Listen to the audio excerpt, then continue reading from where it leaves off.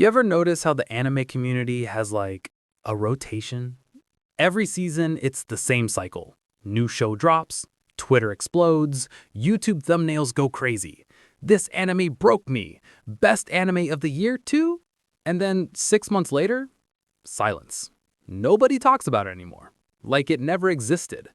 And then when someone says underrated anime, they list something that already has 2 million TikToks and 500 edits. Bro, that's not underrated. That's just slightly less mainstream. Underrated means people rarely talk about it. Not because it's trash, not because it's unwatchable, but because it got overshadowed or misunderstood or released at the wrong time or people dropped it too early. And today, we're fixing that. These are 10 underrated anime people rarely talk about. Some of these have mid-MAL scores, some of these had pacing issues, some of these deserved way more love, but all of them are worth your time. So get comfortable, because we're not speedrunning this list. We're actually talking about them. Let's start. Why this list matters. Here's the problem with modern anime culture. If episode 1 doesn't slap you in the face with sakuga and trauma, people leave. No patience, no build-up, no slow burn appreciation.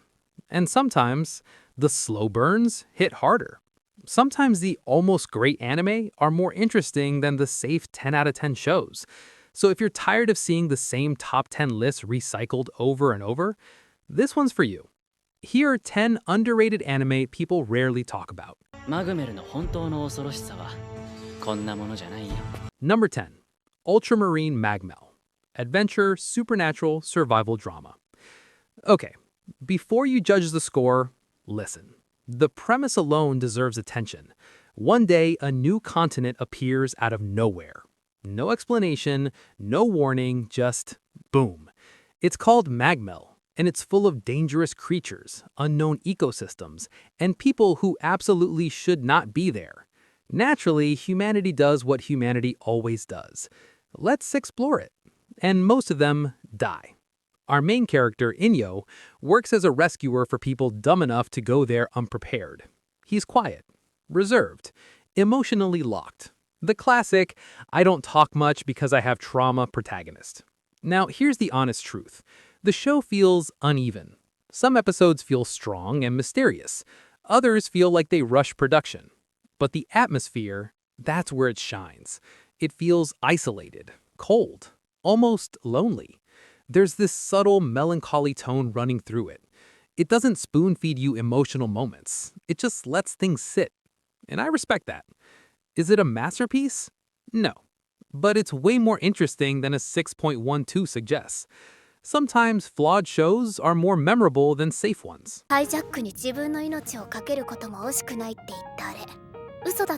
Number 9. The Detective is Already Dead. Mystery, romance, supernatural thriller. This anime had one of the strongest first episodes of its year. I'm not exaggerating. Airport hijacking, confident white-haired detective, sharp dialogue, high-stakes tension. You're watching episode 1 like, okay, this is about to be different. And then, the structure gets complicated. Timeline jumps, tone shifts, focus moves around, and weekly watchers got confused. And when anime Twitter gets confused, it becomes mid. Instantly. But let's slow down. The emotional core is actually strong. The themes of grief, legacy, memory, they're there. And Siesta, she carried hard. The problem wasn't that it was bad. The problem was expectations. People expected a consistent high-intensity mystery thriller. Instead, they got a character-driven story that takes its time. If you binge it, it flows better. This is one of those shows that suffered from weekly pacing, and that's unfortunate, because it deserved more patience. Number 8. Radiant. Action, fantasy, shonen adventure. Okay, this one's fascinating, because it's not originally Japanese. It's based on a French manga, which already makes it unique in the shonen space. The story follows Seth, a wizard trying to find the source of monsters corrupting the world. On the surface, standard shonen. Energetic protagonist, power growth, traveling adventure. But underneath, It tackles discrimination and social tension in a way that feels more grounded. The witches are persecuted. Society fears what it doesn't understand. There's actual thematic depth here. The main issue, Season 1 pacing. It starts slow. Like, please let something major happen slow. And in the era of instant gratification, that hurts. But Season 2 improves dramatically. Better fights, more focused storytelling, stronger character development. It's not trying to be revolutionary. It just wants to be a sincere adventure story. And honestly, that sincerity deserves respect. Number 7. Fog Hill of 5 Elements. Action, fantasy, martial arts spectacle. Okay, pause everything, because this one is illegal. The animation in this show is actually ridiculous. I'm not talking pretty good. I'm talking handcrafted, fluid, frame-by-frame passion.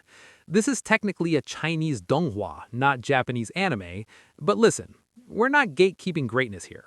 The premise is simple. Elemental warriors protect mystical creatures from humans who want to exploit their power. Cool concept, but the fights... Bro, the fight choreography looks like someone animated pure rage and beauty at the same time. Firebending scenes that feel explosive, water flowing like actual liquid brushstrokes, camera movements that spin and glide like they're dancing. And the crazy part is, it was made by a small team. You can feel the effort in every frame. Now, I won't lie, story-wise, it's more straightforward. It's not some super complex psychological drama. But when the action starts, you stop breathing. This is one of those shows you finish and think, how is this not everywhere on my timeline? If you care about animation quality at all, this is mandatory. それはダメ。返さないといけないから。わかった、返す。Number 6. Tales of Zestiria the Cross. Fantasy, adventure, RPG adaptation. Now this one sits in a weird space, because adapting JRPGs into anime is always risky. You either get something amazing, or you get a rushed 12-episode summary of a 60-hour game. But this, visually, it's gorgeous, animated by Ufotable. Yes, the same studio behind Demon Slayer. So you already know the lighting is dramatic, the magic effects glow, the fight scenes are clean. The story follows Sori, a human raised by spiritual beings called Seraphim, trying to cleanse a world corrupted by malevolence. Classic fantasy setup. Light versus darkness, chosen one narrative, spiritual companions. So why don't people talk about it more? Because gamers nitpicked every adaptation change, and non-gamers felt like they were missing context, so it ended up stuck in the middle. But if you watch it without expectations, it's solid.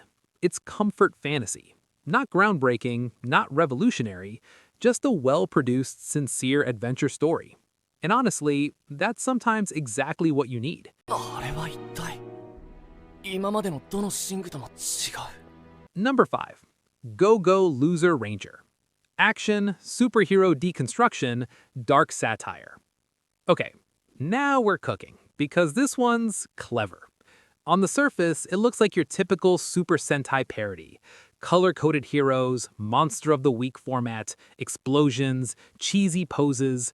But then you realize the heroes are kinda corrupt. The alien invasion, basically staged. The villains, forced to keep losing for entertainment. And one low-level monster finally decides, yeah, I'm done being a background character. The perspective shift is what makes this interesting. We're not following the shiny heroes. We're following the disposable villain grunt trying to survive in a rigged system. It's cynical. It's chaotic. It's surprisingly smart. And it critiques the idea of manufactured heroism in a way that feels modern. It looks goofy at first glance, but underneath, it's dark and way more layered than people expected. Definitely one of the more creative recent shows people rarely discuss seriously. さっきのは誰？ Number 4. Beyond the Boundary. Supernatural, romance, emotional action drama. Now we enter emotional territory. Beyond the Boundary feels like comfort food at first. Cute awkward moments, light comedy, soft character interactions, then suddenly, emotional damage. The story follows Akihito, a half-human, half-spirit, and Mirai, a spirit warrior who weaponizes her own blood, which is both metal and mildly concerning. The show blends slice-of-life vibes with darker supernatural themes about isolation and self-worth. And visually, it's Kyoto animation, so of course it looks beautiful. Soft lighting, fluid character animation, subtle facial expressions that carry emotion without words. What makes this underrated is timing. It aired during a stacked era. Bigger titles overshadowed it, so it never fully exploded in popularity. But rewatch it now, it holds up, and that ending arc still hits hard. おいおい、夜はこれからだっつの。 Number 3, Call of the Night. Romance, supernatural, aesthetic, and late-night vibes. This anime is not about plot. Let me say that first. If you watch this expecting constant action or dramatic twists every episode, you're going to be confused. Because Call of the Night is about a feeling. It's about walking outside at 2 a.m. when the world is quiet. It's about neon lights reflecting off empty streets. It's about that strange peace you only feel when everyone else is asleep. Ko, the main character, stops going to school and starts wandering the city at night, not because he's rebellious, because he feels disconnected. And that feeling is way more relatable than people admit.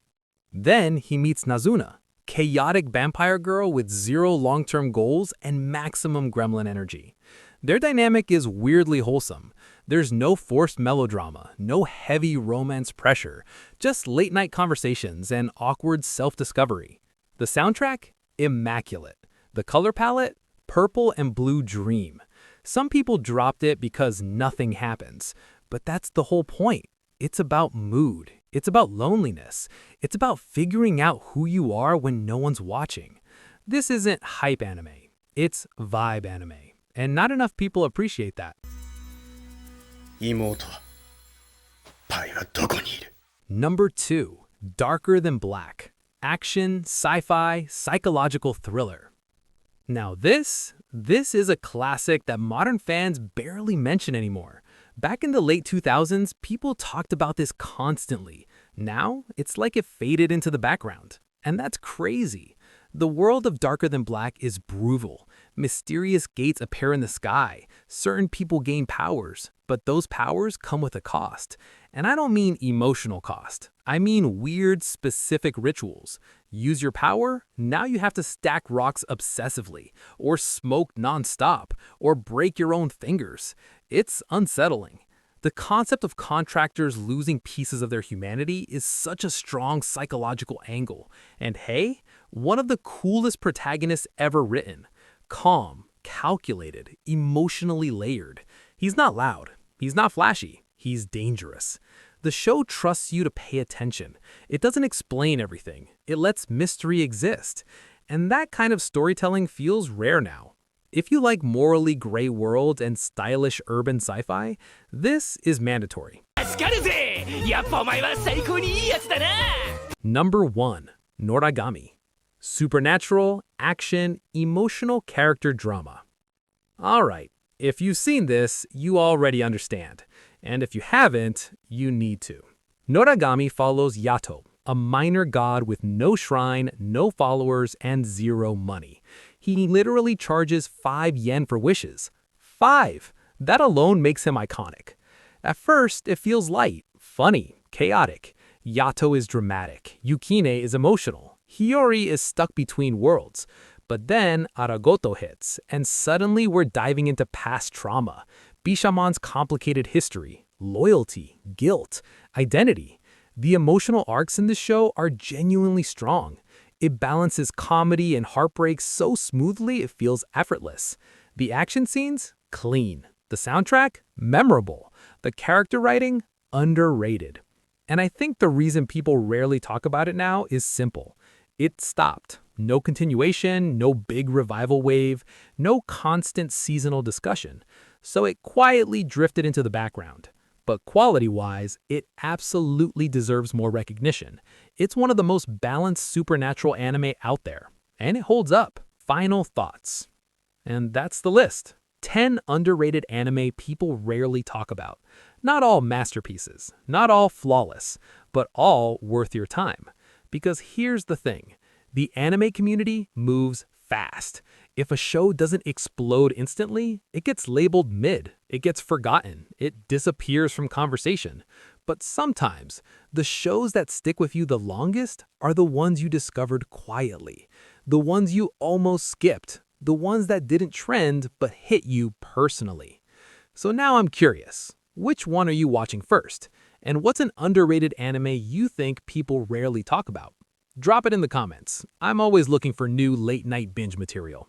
If you enjoyed this video, leave a like. It genuinely helps the channel more than you think. Subscribe if you want more anime content that isn't just recycled mainstream picks. And yeah, I'll see you in the next one. Don't sleep on good anime.